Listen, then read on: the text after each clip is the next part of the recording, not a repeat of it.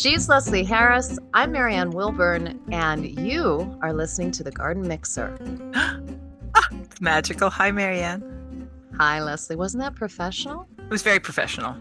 Just so people know, we are two women who are mature enough to have had our garden knowledge distilled to a crystal purity.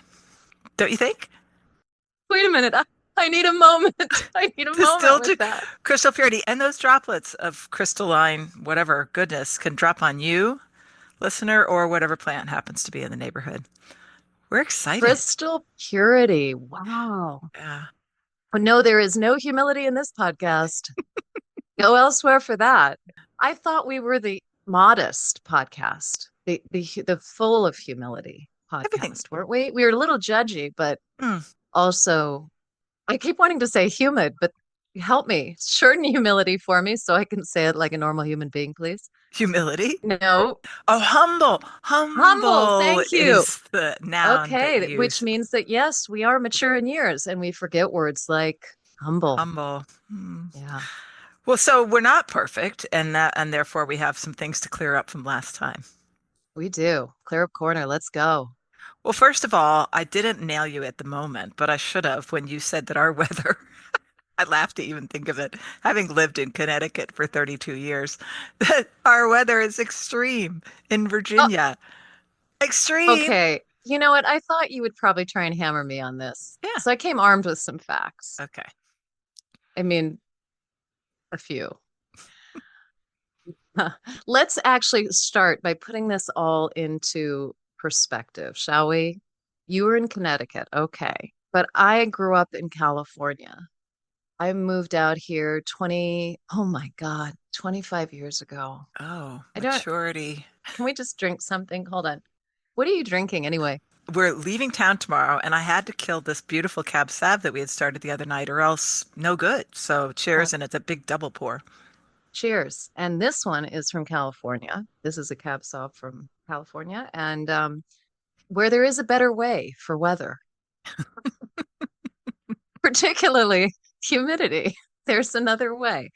And so I think that a lot of what I feel is extreme here has a lot to do with our humidity, which is really not just tough on us, but tough on plants. And it can be, we can have a lot of days over 90 in my area of the world. Now you went from Connecticut down to Charlottesville. You are what, 3 hours south of me? Yeah. Oh, yeah, probably. But here's the trick.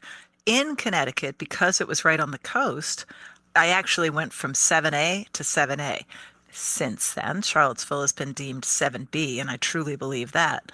But it's amazing what, coastal waters can do in terms of making that fall extend, but also keeping that spring cool but temperate. Here, almost in the mountains, in the foothills of the Blue Ridge, it feels. I, Extreme. no, wrong word.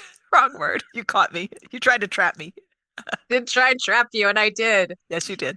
And actually, that reminds me of something I wanted to mention because you wanted to clear up Nancy Goodwin, and there is a wonderful book of letters, A Year in Our Gardens, between Nancy Goodwin and Alan Lacey. And Alan Lacey was a gardener in New Jersey, and Nancy is down in North Carolina, Piedmont, North Carolina, Hillsborough, I think. And they're gardening in the same zone, 7A, or they were at the time of this book. It's probably 7B now for both of them. But yeah, bodies of water have a lot to do with that and do with our hardiness. And maybe I just feel alone and bereft down in this valley where my temperature is regularly 5 degrees lower than forecast for my little town. Oh, that is depressing. Yeah.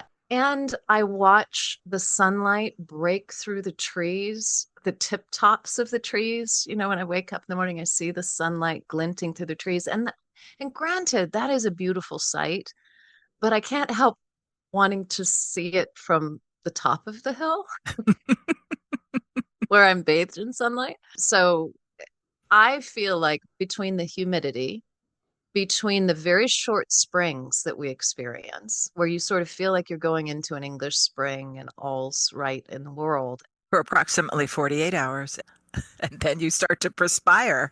How is that not extreme in your world? I mean, okay, it's not North Dakota extreme, 40 No. below. It's not, and I have enough friends from all over that I know that if any of them have got nothing else to do with their time right now and they're listening to this podcast, that they would guffaw at me even talking about it being extreme here. But it to me, having come from California, it's a tough climate to garden in. And then dear sweet Stacy from Newfoundland is like, you people. She's gone. She's She's finished. moved on. She went over to BBC Oh Gardenersville. yeah, I'm She's quite sure moved she's on. She's sick of so us. done with us. God. Extreme is a relative thing. I am so It excited is. not to have to put on mittens in April, which I used to have to do in Connecticut because it did stay cold. Snow in the air. I remember looking at snow in the air on the 21st of an April.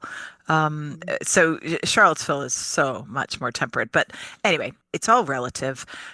But since we talked last, we both had real like snow. Like I have inches of snow in my yard. How much did you get from that? They named the storms down. What was the name of that Oh, storm? I don't know what the name of it was. Storm, No.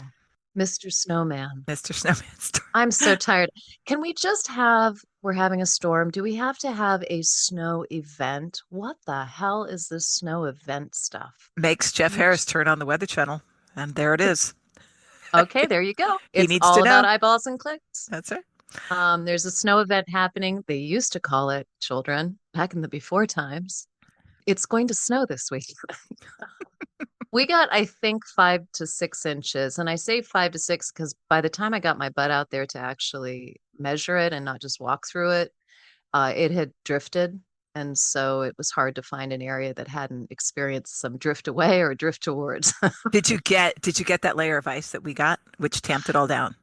No, I was pulling it off of my car to go to Mans yesterday and thinking, this is beautiful, powdery snow. And Michael is in Charlotte right now. He loves to ski, but he hates the snow back here or the manufactured snow back here. And this was actually really good skiing snow.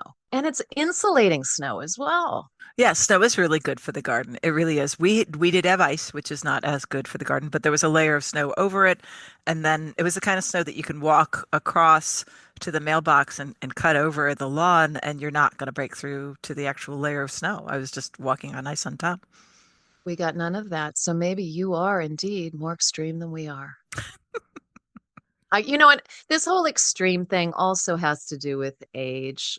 I used to always say I gardened in an extreme climate because I was much closer to having come back from California. But I realized with experience and knowing a lot of people around the world, no, we are not as extreme as a lot of other places. But I want a long, luscious, beautiful, lingering, sensuous spring. How many adjectives was that? That was should we count them? Hmm. Gratifying. Did I put that in there? Fully satisfying spring. Fully smoke a cigarette after you're done spraying. All right, moving swiftly on. Hmm. I don't think we solved that problem at all. You just made me show that I am extremely biased and just I achieved my goal of making you feel bad. So okay. the other things we needed to clear up were I think that we wanted to talk about Nancy Goodwin because I think I threw that name out there and I didn't as if really. everybody knows Nancy. That's true. I did, and you need to pull me up on that one. And everybody should know Nancy. Okay, let's know Nancy. Please Let's explain. know Nancy. Nancy Goodwin and her husband moved to a property in Hillsborough, North Carolina. I'm not sure if it was the 80s. I think it was the 70s. Is she a writer? She was just a regular person. I don't actually remember what Nancy did, but I don't think she was a horticulturist. Was. I She has it. meaning no, she is extant right Okay. now. Still living. I think she's about just over 90 or she just turned 90. I can't Oh, remember. wonderful. Meaning that when she got into gardening, she wasn't a gardener. She started out with some snowdrops and she bought them from southern states, I believe. You said that last time, and you said she had this little collection and she kept dividing and dividing and She kept dividing. dividing them. As she built this garden around this very lovely estate, which may or may not have belonged to a governor in times gone by. But in any case, she and her husband built this beautiful garden, which really became very much a winter garden.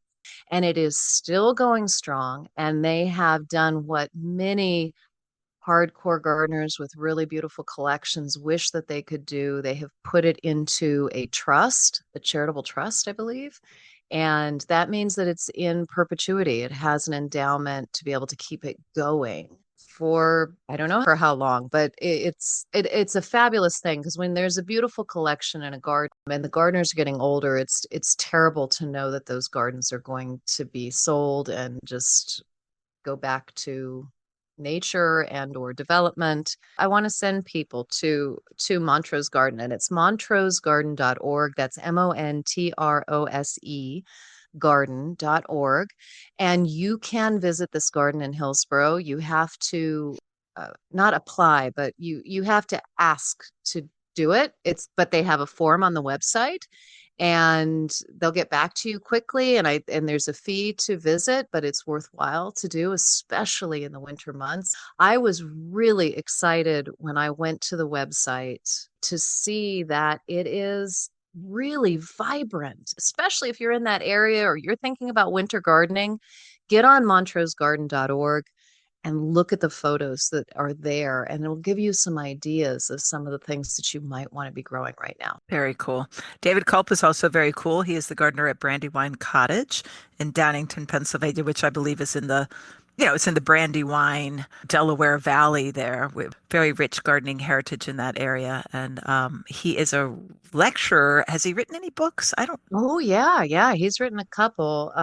And his most recent one was a year at Brandywine Cottage, I think, and the Layered Garden. The Yeah. Layered Garden. And he was, what he did during the pandemic, he was really good about just hopping on and giving Zooms. Like for no charge, you could just listen to David talk about his garden. I think I did it at least half a dozen times. I hopped on a few, just because I think he felt disconnected and that other people might have. And usually he lectures, I'm sure, for a decent fee, but at that time he was just doing a public service to talk about I had gardens. no idea about that. You never told me about that. Yeah, well, I didn't like you as much in those days. Did I Wow. even know you then? No, When did we go to Dixter? that was 21. Oh, you know what? No, you wouldn't have, because I started the In Defense of Gardening series for AHS in 2020. So, and you contacted me Because in of one of those articles. 2021 It with was the one of fall of those 2021. articles. I was driving down from Connecticut and I read that article. So yeah, While you were driving. Wow, that's amazing. You are truly a woman of great talent. I think it was Jeff's turn at the time. But we are not very good friends, listeners. Marianne and I are trying to get to know each other. We'll see how this works out. But you're laughing He- silently and it makes me feel lonely. So I need you to laugh so that I can hear you. Sorry. No, he was the founder of Sunny Border Nurseries, I think. Oh, so He he's came up with the professional. term temperennial, which was a great term. Is that temporary perennial? Yeah. Okay, one perennial just jumped right into my head when you said that, and Mhm. I don't think that I've ever heard that term before. Gaura or Gaura, as people call it. Cora Linderhamii. Yeah, temporary, perennial. Yeah, for some people, you know what? I haven't had a lot of long-term success with that. I don't know. It's like an annual. It's like it flowers its little bottom off, and then we're done here. You given it the right conditions? I mean, Several. is your gardener's license up to date? Oh no, probably not. But I had it growing in a client's garden in a perfect spot, and I'm like, oh, this is wonderful. It was growing up in between sedum, autumn joy. And so Mm. those were the barriers that kind of held it together. It was really cool. So I did that at my house and what fabulous the first season. Mhm. Half a dozen probably of each of those types of plants. So the Gaura or Gaura Laura, poking up yeah. through, waving around. I just feel like, annuals do poop out because they flower so prolifically. This is a perennial that might be victim of the same sort of malady or generosity. What do you think? It's a theory. You know what? I don't like to talk about too many plants that I don't grow a lot or have a lot of experience with. I mean, I will shoot off my mouth about a lot of things, but I feel Did you very, say shoot off my mouth? Because do I have to get the bleeper out on you again? no, I said shoot off my mouth. Okay, good. Why on earth would I say off my mouth? Now you're gonna have There to we go. beat me. Uh, Okay. we totally did not plan to talk about this, No, we listener, did so we not. probably we should not spend too long on it. But what are some other ones for you that are like, yeah, that's great, but in 3 years I'm going shopping again, or possibly by division I can keep this going, but not on its own? Oh, wow. I've weeded out a lot of those, literally and figuratively. Alchemilla mollis pops to mind also. Yes, but I just keep thinking that that's my fault. That I'm Oh, just it not is. giving them Oh, it the right. is. Yeah, no, it is because I've seen it in friends' gardens. I know that it is a weedy perennial for a lot of people. Certainly was for the friend who has given it to me twice. I have put it into areas where it's just not been happy, but I don't have a lot of areas where it would be happy. And so, It um, doesn't like our very high humidity. I grew it very successfully in Connecticut, but I was trying to grow it in an organized fashion in a parterre, in a line, like soldiers, oh, which is generally not a good design decision. But in this huh. case, it was a formal sort of thing.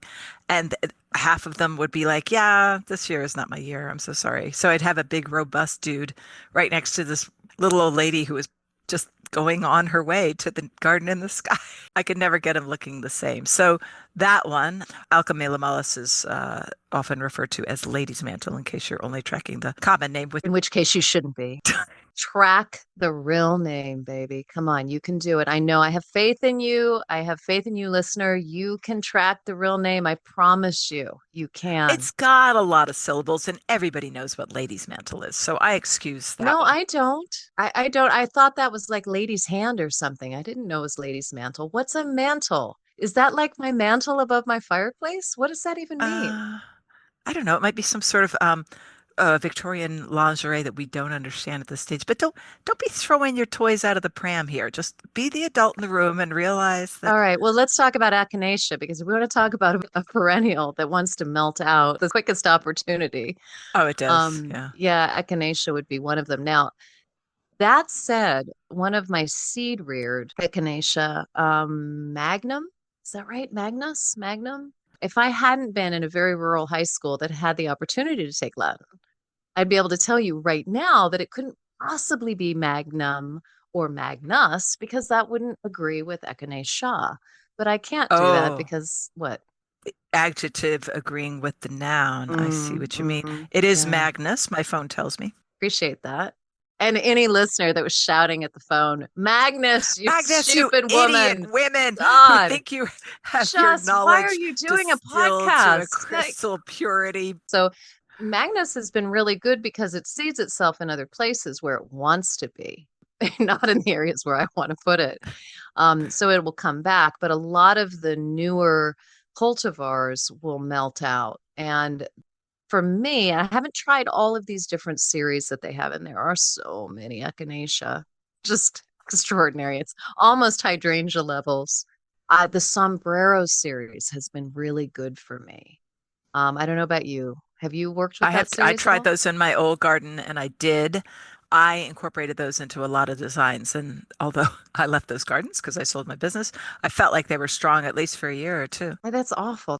Design a garden and then just leave it. I mean, but here's I the retired so okay. I could do a podcast with my friend. Oh, okay. When is she going to join you?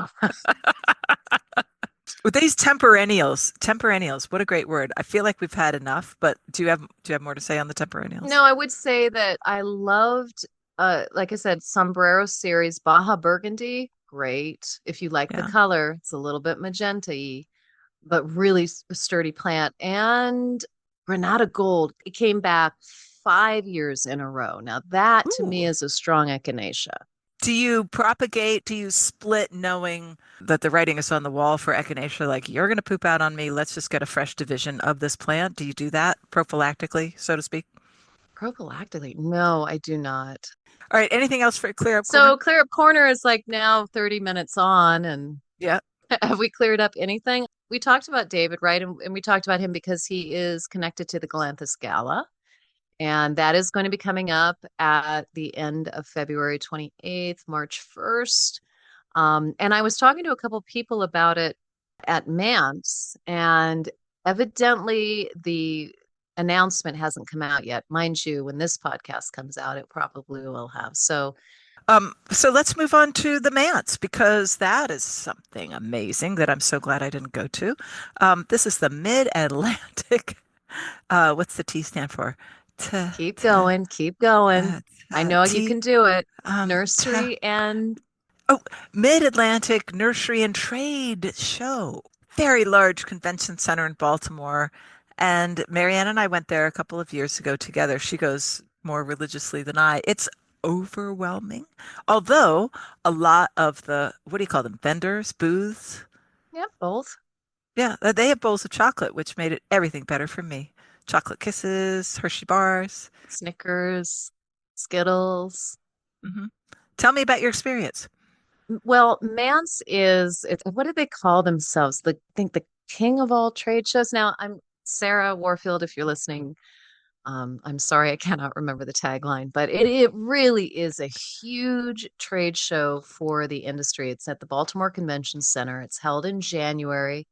And you go in and you look at practically 3,000 booths. You get your steps in, by golly. You get your steps in, new plants, new products, and for a lot of industry professionals, because we sure as hell aren't, I was for a minute, but no. for people who are really, really professional, who are going there to put in orders for the plants that they're going to sell to you in the year ahead, nurserymen and women, different retail establishments that want to have some more woodies, well, shrubs. It's one of those industry slang Oh, words, which when I say it out loud, it you're like, wait, hangs people can there. think different things than what I was intending here, That's right. huh? And And then perennials and smoke a annuals, and cigarette. they stop, Okay, I please. will. I'm Thank you. sorry. And they're making those orders so that they can sell you those plants. Now, this is a trade show for industry professionals, which could be everything from a nursery person to somebody who is selling plants, has a new genetics to show people or a new product, to somebody like me, the poor peon journalist who is just walking through trying to make sense of it all, which is can be difficult. You mostly pay attention to the plants, but the other vendors there, we're talking big internal combustion engines on how to rip up the earth. I mean, it's tools, it's irrigation systems, it's stuff that I can walk right by because I mean, I suppose when I was a professional, I should have been paying attention, but it can be a little bit overwhelming and technical. The plants are much more fun for me, I'm sure you, to look at, right? Yeah, I mean, it's automation systems too. That's always fascinating to be standing in front of a display of a robotic arm sticking.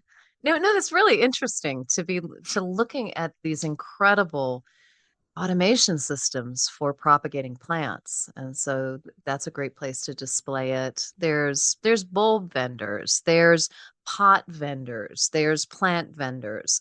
It's not always just, oh, here's our newest plant. That's not necessarily always it. It's a big place to have business, to make business And to meet and greet. and to meet and greet and see a lot of people and In the part of interest of it. getting our listenership up from 8 to 12 this episode, drop some names. And at least those people, you could text those people and say, hey, so great to see you at Mance. We talked about you on the podcast, so be sure to listen. Make sure you get through that first half hour of cleanup corner. And no, this is a show that average expert gardeners, is that an oxymoron? Uh, But meaning people who are serious about gardening can go to, because I was speaking to one of the people who sort of organizes a lot of the PR for it. And yes, expert gardeners can go to it. You don't have to say I'm an expert. You can register for it if you're so inclined. anybody can go, right? Yeah, So you we have can. writers, we have journalists, we have people who really want to do business and make connections. I Hmm. know that the woman, Abby Schellhammer, who I sold my business to, she goes. I don't know if she went this year. I should have found out. But anybody could go. A keen amateur gardener could go. Yeah, absolutely. And for me, there's a few things about why I go. A, it's in Baltimore. I'd be criminal not to go. It's only about an hour and a half from my house.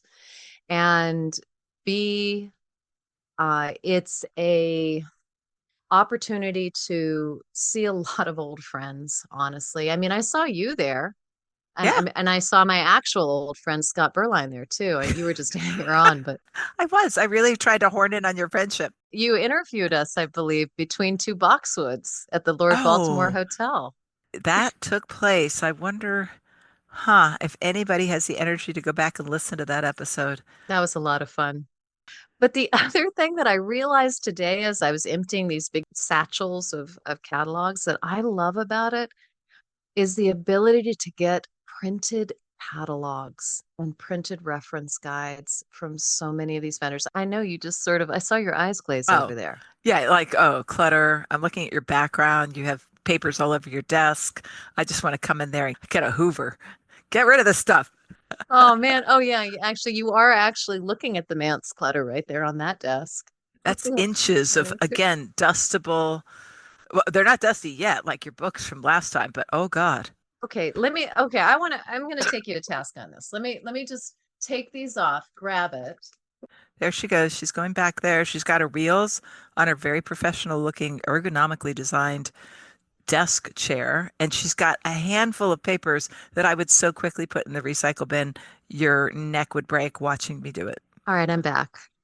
Uh-huh. All right, so here's some of the things that you could pick up if you had interest in your industry and wanted to learn more rather than let the Oracle think for you.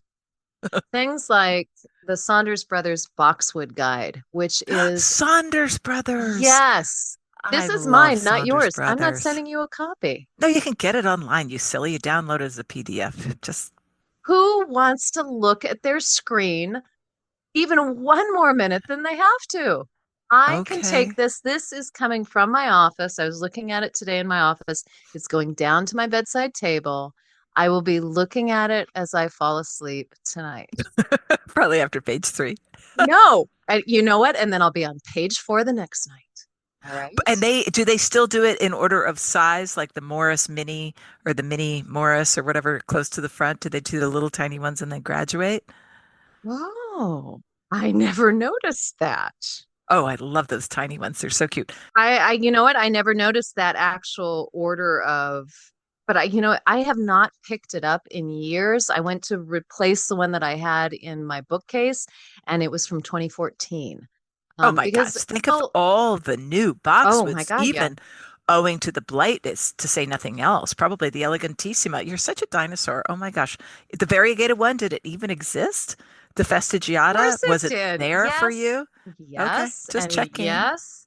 But this type of guide is invaluable because it means I don't have to look at my screen and get interrupted and go down a rabbit hole of what Kim Kardashian was wearing yesterday at a party, or, should I be turning my collar up or down for the new year? You're Or such a, you're a slave to these things. I am. I can just open a page, look at a cultivar, think about it for my garden, and then here's what I can do. Are you watching me? I can Yes? close the book, and now it's over. And I'm And going to Kim put it Kardashian aside. has not reached out to you. No, she hasn't. Nobody has tried to sell me anything. I really, really like Saunders Brothers. In fact, and I told Paul Westerveld is What is his title there?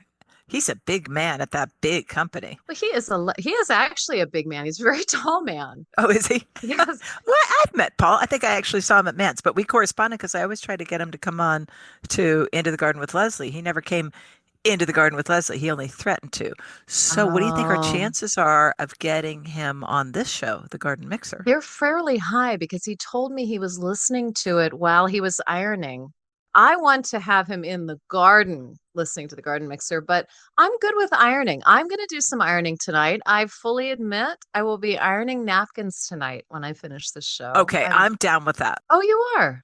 Oh yeah, because they have to be crisp. I like them. And tea towels. Have I don't we iron tea towels, but I hang them up to dry, and if they're real linen, then they dry so crisply. Yeah, I'm into that. have we found an actual Something that we common actually. Oh Oh, this is so amazing. I knew I loved you, but I didn't know why.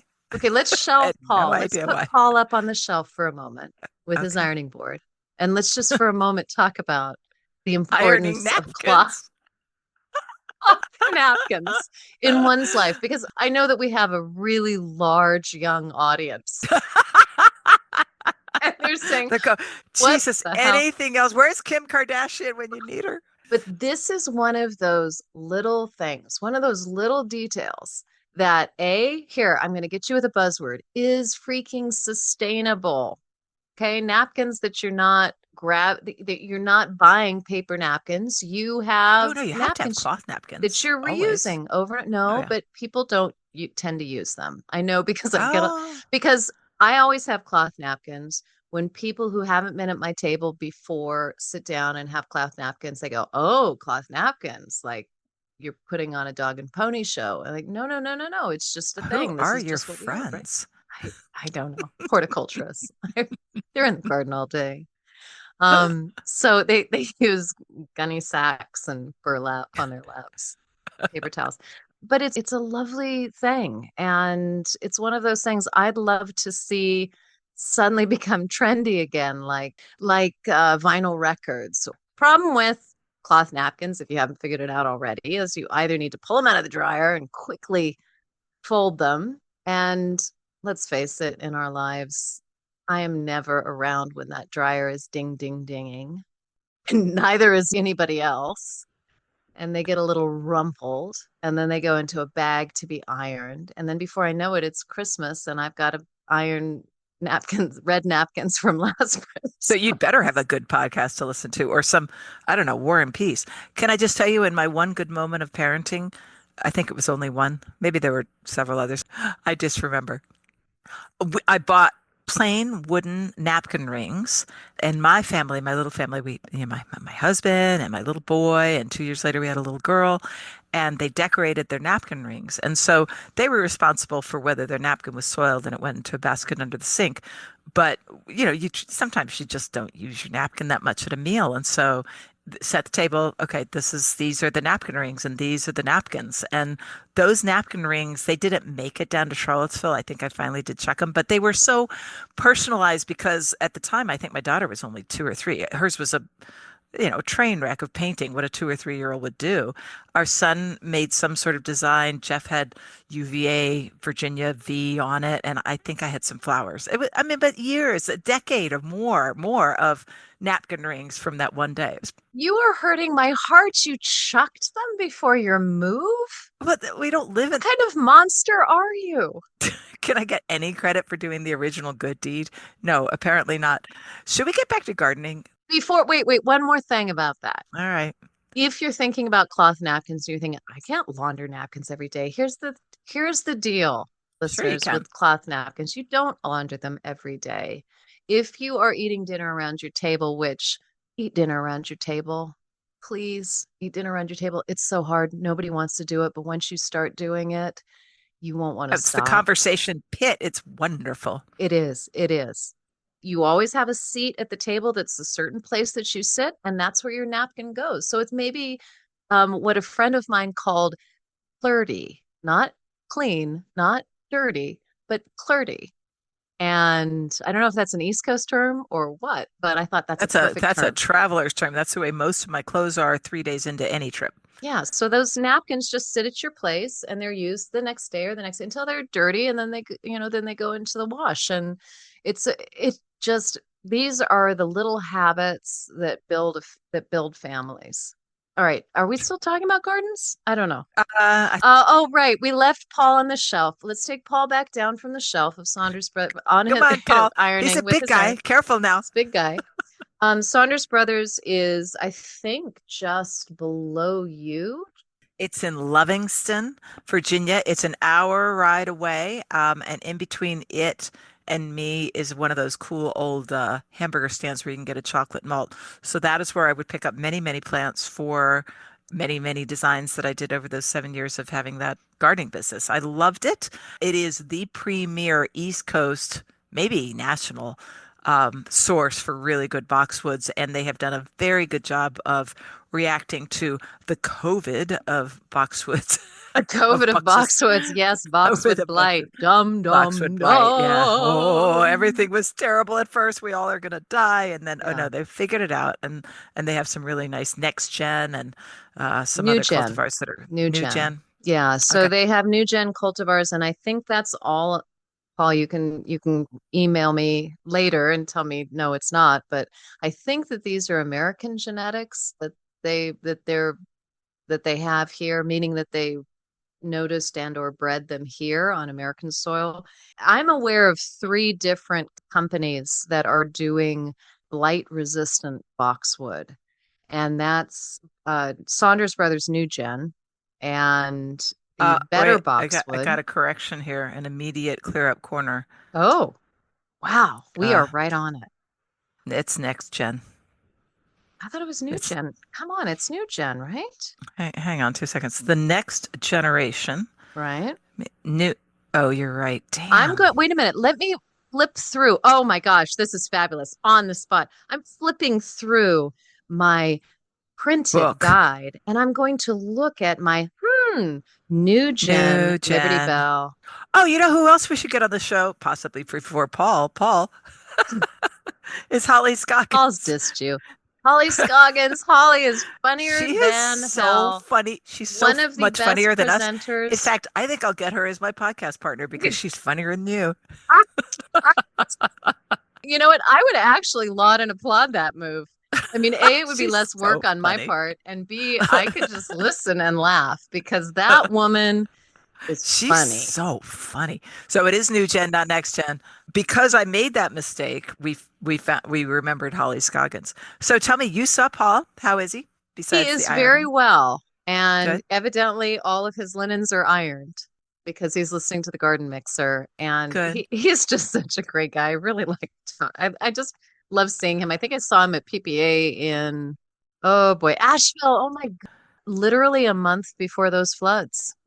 The Oh, yeah, yes. we had the PPA conference, the Perennial Plant Association conference in Asheville. And so this was one of those things where you're touring areas pretty intensively and a natural disaster happens. And so it's really imprinted in your head what those places that you're seeing on film looked like not so Yeah. long ago. It's oh wow, wow, that's wow.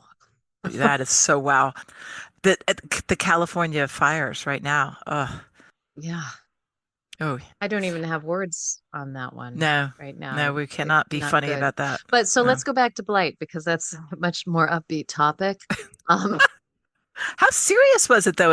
It was the summer of 2017 or 2018, and we here had 30 extra inches of rain, and it got out of control. I was not allowed to come to some properties where uninformed uninformed clients were just like, "Oh, no, you can't come here." I'm like, "Actually, we are not part of the problem, and we know how to deal with this disease." I lost a couple clients that way, not too many. Most of them were like, "Oh, you're a professional horticulturist. You know how not to spread this. Okay, come on." But we were yeah, spraying ourselves and our tools down with Clorox. So if I die of cancer tomorrow, that's why. that's the Okay, just so reason. you know. So Yeah. Blight worries me. I'm not dependent on box here. I have some box, mostly winter gem, variegata, which I think is The Elegantissima, is it not? yeah, Well, you have possibly the book in front of you, do sempervirens. you not? I could look it up right now, and I'd like to look it up just to spite you. So I'm aware of it. What it does is it stops me from putting in box as windbreak, as garden parterres, as, it just stops me from doing that, from relying on that. And box is really, really, really good for those sort of things when you have deer issues, because deer are not interested. For me, which my deer are not interested in, I'm using Thuya occidentalis, I think. It's a Western red cedar and that's Green Giant. My deer, and I say this, my deer are not interested in it, and Some deer some are. deer are. Some deer are. They are very interested in Emerald Giant, in many of the, is it the Piccata hybrids? I don't know. I don't know, but I do know that we were both right on the variegated boxwood. It is Buxus Yes, it sempervirens, is. as you Yeah. said, elegant, but also elegantissima is the cultivar name. So it's on my radar, and certainly up in town here, they put in a lot of box that are being blighted by blight right now. So it's only a matter of time before it gets down here. But after our trip to the UK in May, and do you remember the last Hmm. hotel we stayed at, Oh, yeah. Manor? And I'm not going to remember the name right now. Blanking on the title of it, but it was the box moth, Yes, which is it's the next so much COVID. worse. Here's where So I much saw an worse. even worse example of that was outside of the garden that we visited at Oxford, Hmm. Oxford Botanical. Right outside of there was this cute little parterre, and we came out, and I was trying to figure out what to do next. I think I had parted company from You you wanted to and go have a my friend cigarette. Mary. No, no, we can't go there because we've equated cigarettes with something else on this episode. So just back off, baby. I was looking at these boxwoods and I thought that is worse than blight. Oh They yeah. were boxwood blight, and if listeners, if you're a little bit unsure as to whether you have it, there is boxwood decline. Boxwoods live for a very long time, but not all plants live forever, and they do decline if they're in poor Although health. they're very They long love lived, Leslie. I mean, there can be, yeah, They they are, are. but they have some issues that will just like that 40-year-old who is smoking cigarettes. Leaf miner. They could die. Yeah, leaf Yeah. miner, they could get into trouble and die early. But in general, you can rest assured that if your plant is defoliating, if your boxwood is defoliating, that is a pretty good sign of And blight. So the blackening. leaves are falling off after they blacken. With the box moth, the leaves stayed on, but they're this crispy thing that reminds me of, oh, actually, one of my topiaries out on the front porch that I've declined, that I haven't been paying enough attention to. It died because the root system is too big for the pot and it hasn't been able to suck up enough water. And it's a beautiful little brown topiary. These looked worse. Box moth, which undoubtedly is Oh coming to the yeah. US, everything does, right? Yeah, Yeah. and I think that maybe, I mean, this is just in my head, but perhaps those leaves stay on just because the process is so freaking fast. Yes. Because those moth caterpillars, I went outside into the front while you guys were all drinking and having cigarettes. I I went out and talked to the guard. Do you Cigarettes. remember there was a gardener out there who was uprooting all those box and he was pulling them out? Yes. So I went out and Yes, talked I to do. him and to ask him about this because I didn't know anything about box moth. And he showed me the little tiny caterpillar. He explained what they do, which they girdle they not only girdle the trunk, they girdle each branch. It's a very quick death. I think he said that Yeah. everything was fine about 2 weeks before, and then all of a sudden And it was then it all dead, and so they had a wasn't. wedding coming up, and that's the reason they were ripping them up Oh, that weekend is because they had a wedding at the hotel. let's make it look like we didn't have this beautiful Yeah. ring. Okay, so box moth we should all be afraid of, but right now it's not here yet, as far as I know. If it is, and you are actually an industry professional who, for some reason or other, tuned into this podcast, please let me know. Comments at Well, the what Garden we should Mixer. quiz Paul and Holly. Actually, Like, we should are they we seeing it? should quiz Paul and Holly. Oh man, we cannot get both of them on this podcast because then we would just be There's not laugh. enough No, there's not oxygen. enough oxygen in the room. We would be laughing the entire time. So, in terms of blight, right now, you've got a few options. There's the new gen from Saunders Brothers. And of course, as just a regular home gardener, you're looking for names, right? So if you see that new gen, that is a blight resistant cultivar that has been tested a lot, and they're pretty confident it is not just resistant in the way that water resistant parkas are not water resistant. We want water repellent. I guess they can't say blight repellent, but it's pretty darn good. There's two others. There's Better Boxwood, which is one of the competitors, which I think has European genetics, and that's also available. So if you see Better Boxwood, and I don't know much about Better Boxwood, just a little tiny bit. Enough to get you in enough to trouble. get me in trouble. I have absolutely no idea about the genetics there, meaning I don't know what the species are. For the new gen, I think they're Sneakia, the Korean boxwood. I'm probably pronouncing that wrong, but Korean boxwood. And then there's one other, and I was speaking down in West Virginia last year, and I met these two lovely people, Norm and Missy, who have the Little Mister and Little Missy, which are also and have been highly tested from little plants. And those are microphylla, which is, a small leaf boxwood.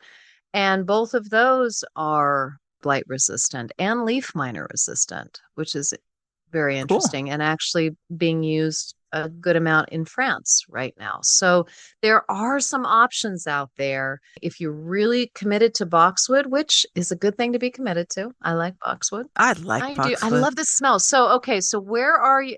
Are you on the smell? I'm good on the smell. I love it. It just reminds me of, I don't know.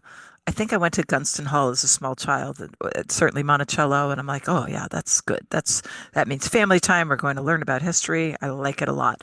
And then as a gardener, it became ingrained. Like, and some people say cat pee, and I don't. I'm not there at all. I smell history. I smell garden. Every time I smell that smell, it is I'm walking into a garden and this is going to be something. Some part of a garden is there, even if it's boring, it's going to be a garden. I don't smell cat pee. If I'm being very specific, it would be cat spray. Very different smell. I don't even know what And the that is. spray versus pee, very different. Um, Wait, is it a different way that they get rid of the liquids from their butt? Yeah, because they're You know what? adding, Let's no, just no, stick this with the is boxwood. important because I actually got caught out on Oh, this. is My it? very, very good friend that who I adore, who always says, "Oh, I hate boxwood. It smells like cat." She says pee. I say spray, whatever. I said, "Okay, it doesn't." So you're wrong, right? No room for other opinions because mine is correct. No room, no, because I have spoken. I was making wreaths and I went around the property and pulled some little pieces of the sempervirens, the variegata, or whatever it is that we grow, the variegated box, which Elegantissima, let yeah. me just say to those of you who haven't grown this and are not worried about blight in any way, what a great shrub for Oh, it's shade. I mean, beautiful. what a It just great, sticks out, yes. And just lights it has a up, right? great form in the shade. And I pray to God that it does not die a horrible death. I have a few. So I pulled some sprigs off that, stuck them into a wreath that was on the table or a swag or whatever. And about 2 days later, and bear in mind, listeners, I have three cats and not all my doing. They were supposed to be barn cats. One of them was supposed to be a cat in the house. The other two, my daughter chose really sweet cats for barn cats, and you never do that. So, of course, they're house cats. I'm walking around my house going, all right, where have those damn cats peed or sprayed? Oh, because you can smell it. Yeah. Of course, they were female cats, so they would have to transition to spray. I don't even understand this, but I really don't want you to explain it to me. So, Turned out it was the boxwood. So now, okay, I oh, get it. They smell like cat spray. which is closely related to cat pee, and let's not go there. All Okay. right. Hmm. I still love box. I will always grow box as long as I can grow box until the box moth comes. It cometh. They'll make Yeah, a I'm movie. telling you, listeners, I'm gonna put some photos up on the garden notes, which I promise I am going to do on Substack this week. Oh, yeah. What's that Substack thing? Is that working out for It you? is, it's gonna happen. I feel it. I feel it in my bones. So I wouldn't even know where to go. How do you go there? I You don't go even to know how to go there. Substack and then you go to the garden mixer. And then when you see our logo, you hit follow, Okay. follow with bells So I on. suppose I should follow Even though it. there's nothing there, I'm following that, damn it, because I can't wait until they start shooting out their wisdom. Let's talk about snow on the garden because snow is a good thing. Yes, it is. Snow is a good thing on your garden. It melts slowly. Do you know what I did? I took my snow shovel and I shoveled snow onto some potted plants, which are partially underneath a garage sort of roof situation. So my potted plants didn't get enough the snow that I wanted them to get. I'm like, no, you need snow. You need to you need to feel this. You need to be alive in the snow. And I want you to have that situation where you're invigorated and ice is melting slowly so that you will be irrigated as I leave town. I don't know if that was a good thing to do, but that's what I did. I shoveled snow onto my What plants. doesn't destroy you makes you strong. That's right. It's an Yeah, insulating it's a good blanket. insulation. It's a blanket Right. on these plants. For areas in our world that are not experiencing as much snowfall as they used to, they're experiencing more plant death because plants that you thought could handle the ambient temperature, it's about the root systems not being insulated. And if the snow cover is not Yes. as high, then there's a problem. The extremes of freeze thaw are more dangerous than the, hey, it's winter. We're just going to hunker down Yeah. here, cuddle alert. We're in here. We're going to be fine. And then we'll thaw maybe accidentally a couple times during the winter, but not every other day, which is So deleterious. if you're a gardener, you should actually be excited about snow. Yeah. There are things about snow that you got to be careful with. I certainly, if we have a really big snowfall, I'll go around with a broom and I'll sort of gently knock a few of the plants that are the shrubs, usually not plants, but shrubs. I'm swinging for the fences on that. I'm just like, get off.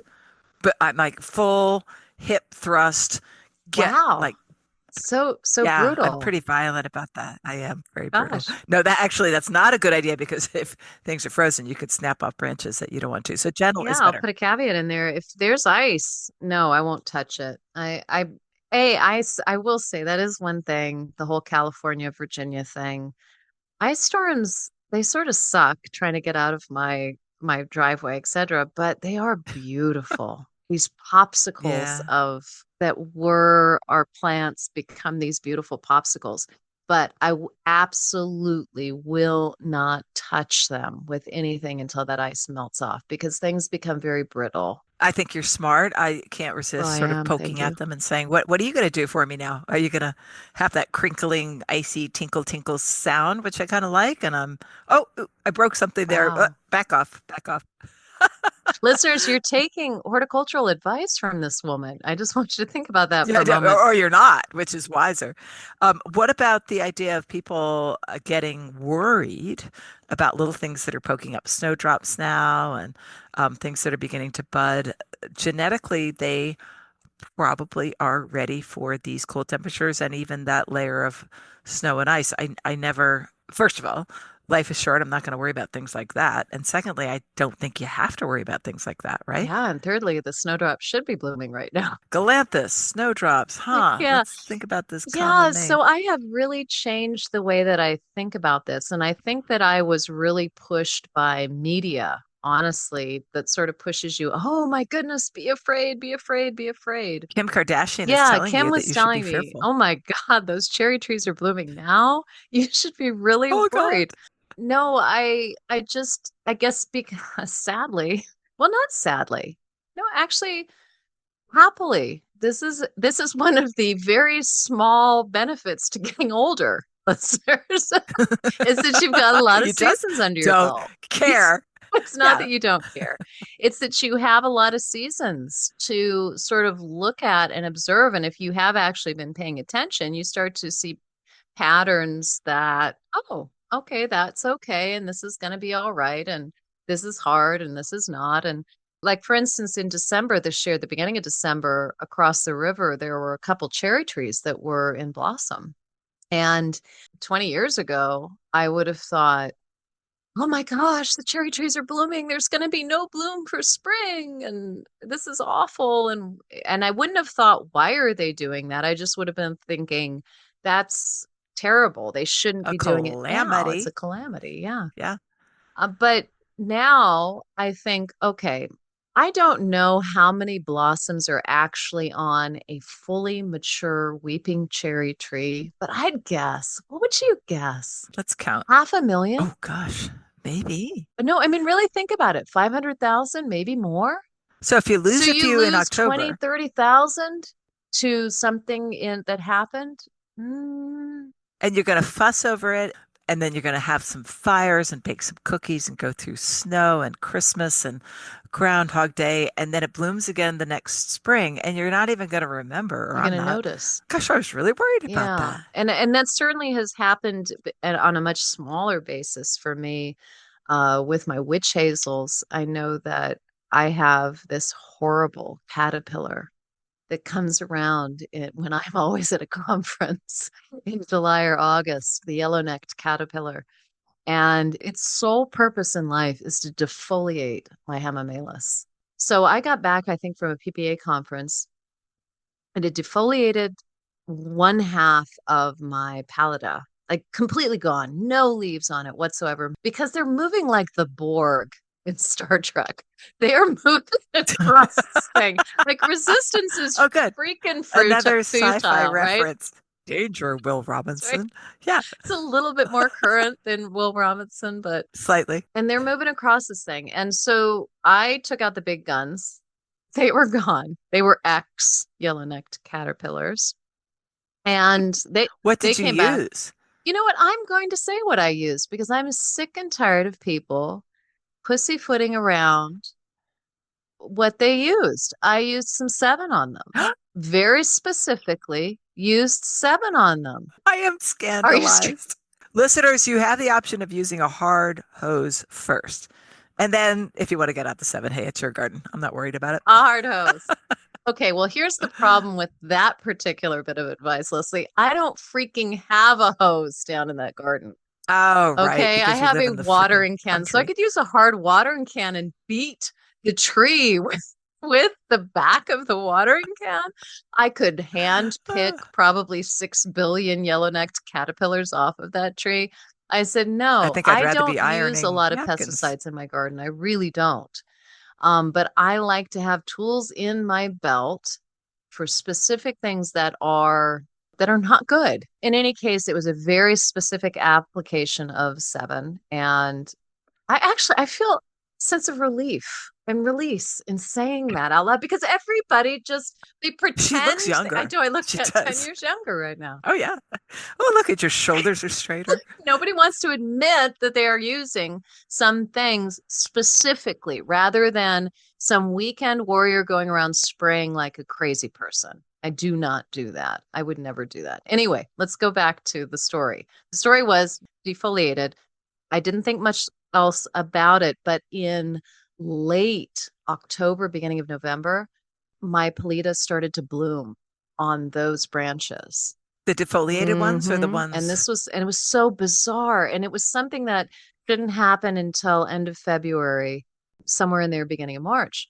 And I got really worried. And then I realized there's no point in getting worried, but I was just like, oh, I'm not going to have any bloom for the spring, and that's that. And I'm annoyed. And those caterpillars, I should have used double the seven. I should have, and then I'll be damned.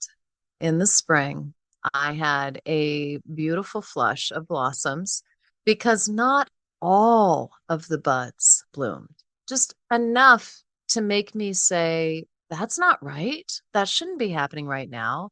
I don't know what triggered it exactly, but Could it be? Could it be that thing where, plants like humans just want to survive? They want to yeah. procreate. So when a plant is under stress, it will flower and bloom. And you're like, huh, I thought my plant was doing so poorly, but look at that. We have a flower. And actually, that's the plant saying, oh my God, I'm dying and I need to procreate immediately via flower and therefore seed because I'm under a lot of stress. Could it have been Yeah, that? I mean that's a possibility. I have no idea, and certainly that is certainly true for apple trees and things that are they do the one big flush of here you go, here are my Here you go. seeds. And Yeah, I'm out of here. this is why women have babies late in life accidentally.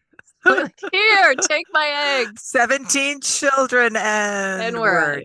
done. So that could be it. But after that experience, it really changed my thinking about any worry about what's happening. And what I changed it to was observation. Instead saying, hey, why is that cherry blooming right now? Now I can't answer that absolutely, but I can think, okay, we had a very dry fall, a dry summer, but then a very dry fall.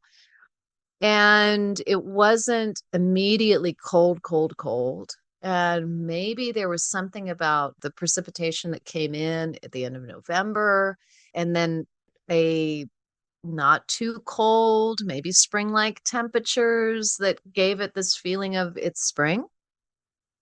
Who Yep. knows?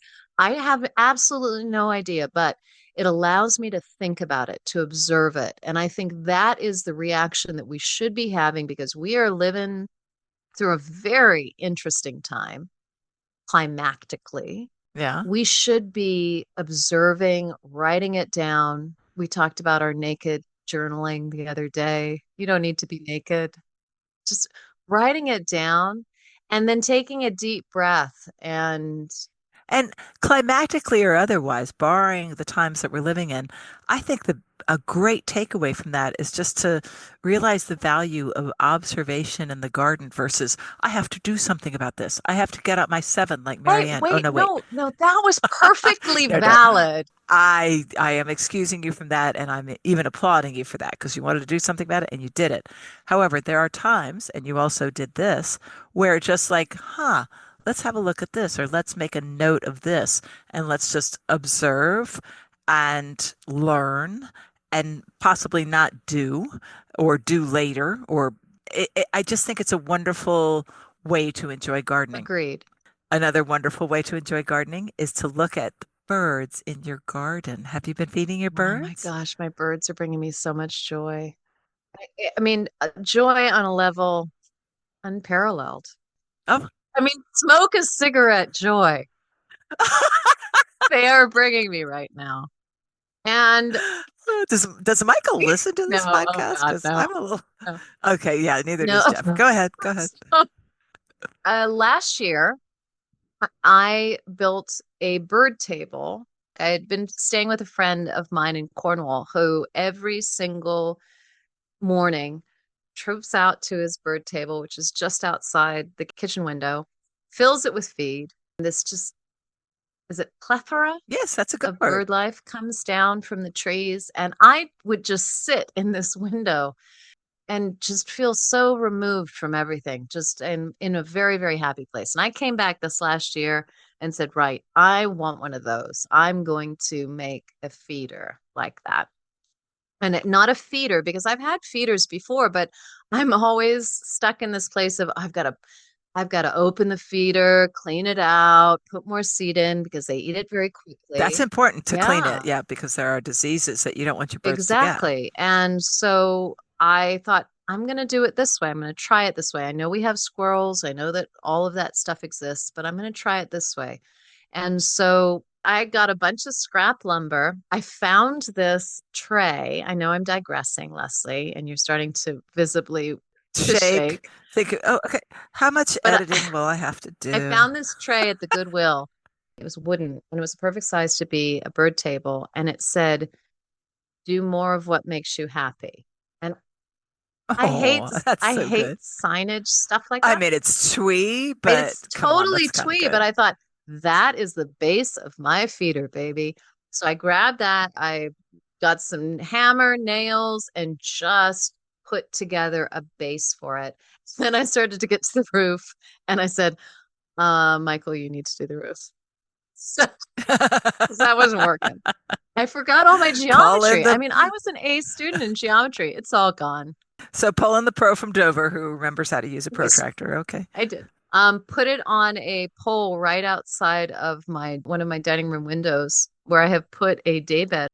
And I sit there and watch these birds. It took them 3 months to feel okay about being that close to the window because they are Oh. literally 2 feet at the most off of the window.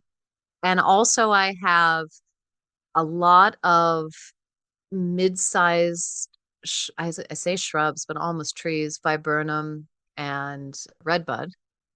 So they can Mhm. sit in those trees and look at the feeder and make sure there's no flats around or anything that's going to get them. And then they'll come to the feeder and grab it.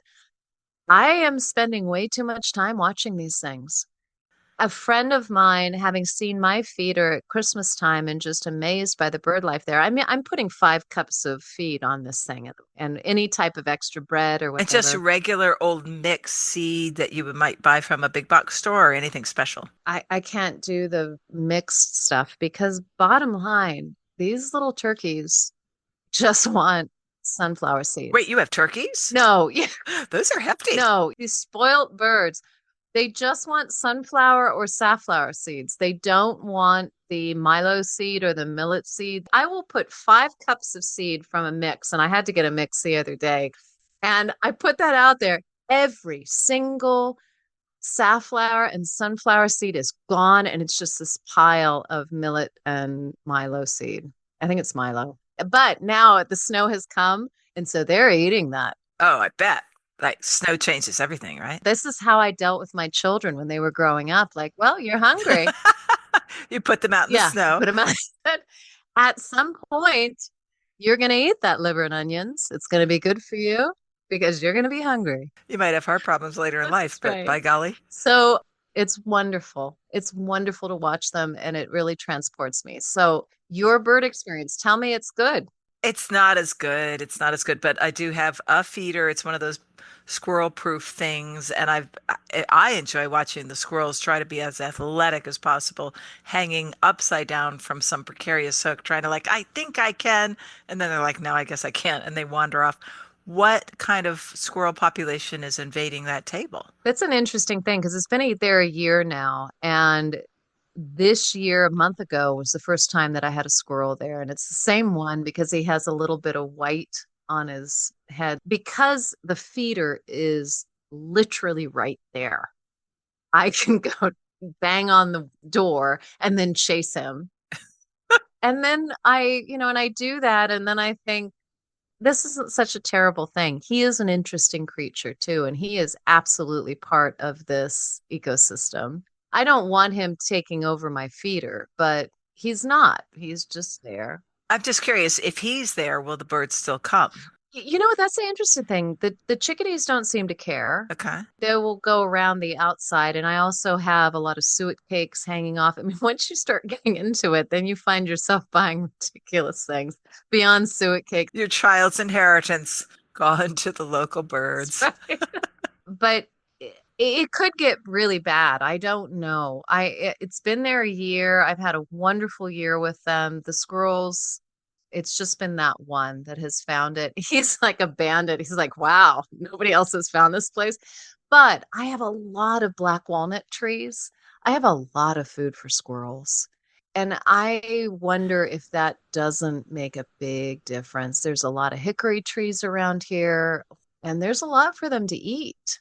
So I don't know. We'll Yeah. see. This is something that I can say one thing right now, but in 5 years, it's going to be different.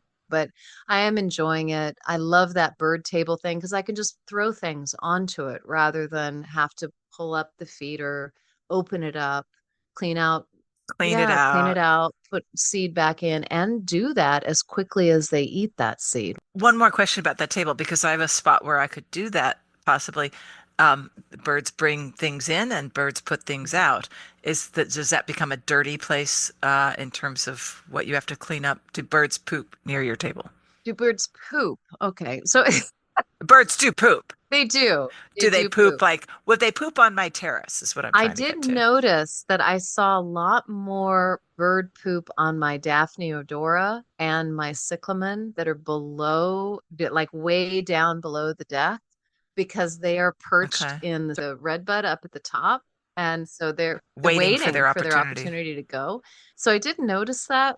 And there is certainly a lot more seed below the feeder, but it's in a weird place on the deck that is not deck, that is sort of, we don't walk on that space. It connects the dining room to the deck and it's its own thing. So it doesn't bother me too much. And it's really nothing that a blower can't handle. And I have a little wonderful Oh, electric okay. Ego series blower. So it's not a problem for me. Okay. All right. So this is something that I'm going to investigate. Meanwhile, guess what? My glass of wine is empty. We cannot be done. There's so much to talk about. I think we have other episodes to talk about. Listeners, could you please go to comments at thegardenmixer.com and tell us all the things that you think about? Well, be careful. We have feelings. We have fragile Tell us some of the egos. things that you think about this podcast. Also, could you please go to Apple and rate us and review us? It would be so lovely to be able to read your name or some name that you make up because you're in a witness protection program and you don't want to actually admit to the fact that you're listening to this. And we'll talk about what you said and just spread the word. We feel like we're being so droll. Leslie's right. If you're sort of 39 and you're concerned that listening to us might make your friends think that you're 62, you can use another You name. can lie. You can lie. We're You can good lie. with lying. Yeah, Just the please do. review. That's what we But want. spread the word to all your old friends and maybe some of your younger friends and any friends at all. That's right. Because we're going to continue to have these conversations because I'm loving it. Having so much fun giving you a hard time. It is fun. And I think it's about time for another guest. Don't Okay. you?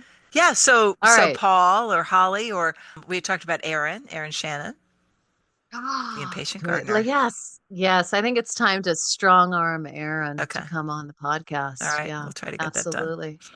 All right, All right. meanwhile, my dear, enjoy your snow, enjoy your birds, and Thank you for listening, everybody, to the Garden Mixer. We are happy to have you. We're happy to be here. so happy.